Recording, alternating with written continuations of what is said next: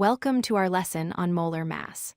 Molar mass is a fundamental concept in chemistry that helps us understand the relationship between the mass of a substance and the number of particles it contains.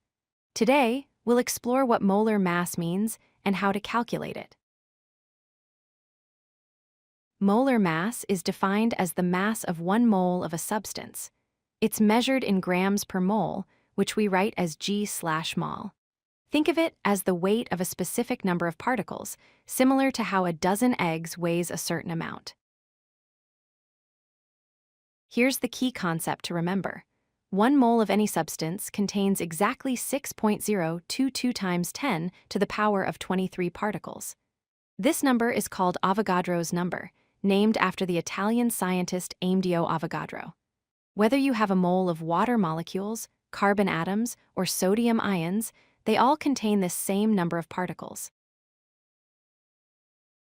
To find the molar mass of any compound, we use the periodic table. The periodic table gives us the atomic mass of each element.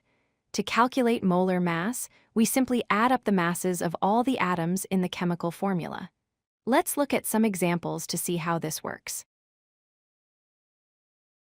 Let's calculate the molar mass of water, which has the formula H2O. Water contains 2 hydrogen atoms and 1 oxygen atom. Each hydrogen atom has a mass of 1.01 grams per mole, so 2 hydrogen atoms give us 2 times 1.01, which equals 2.02 grams per mole. Oxygen has a mass of 16.00 grams per mole. Adding these together, 2.02 plus 16.00, we get a molar mass of 18.02 grams per mole for water. Now let's try carbon dioxide with the formula CO2. Carbon dioxide has 1 carbon atom and 2 oxygen atoms. Carbon has a mass of 12.01 grams per mole, giving us 12.01.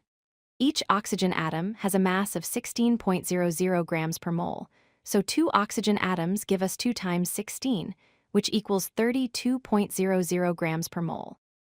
Adding these together, 12.01 plus 32 equals 44.01 grams per mole. That's the molar mass of carbon dioxide. Understanding molar mass is crucial for many applications in chemistry. First, it allows us to convert between grams and moles, which is essential for laboratory work. Second, we use it to calculate the amounts of reactants needed in chemical reactions. Third, it helps us determine how much product we can expect from a reaction, known as the yield. Finally, molar mass is used to analyze the chemical composition of unknown substances. Let's summarize what we've learned.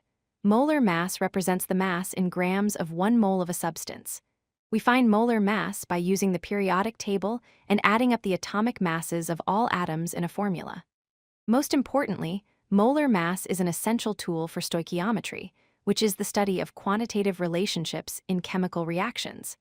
Master this concept, and you'll be well on your way to solving complex chemistry problems. If you like this video, hit that like button and don't forget to subscribe.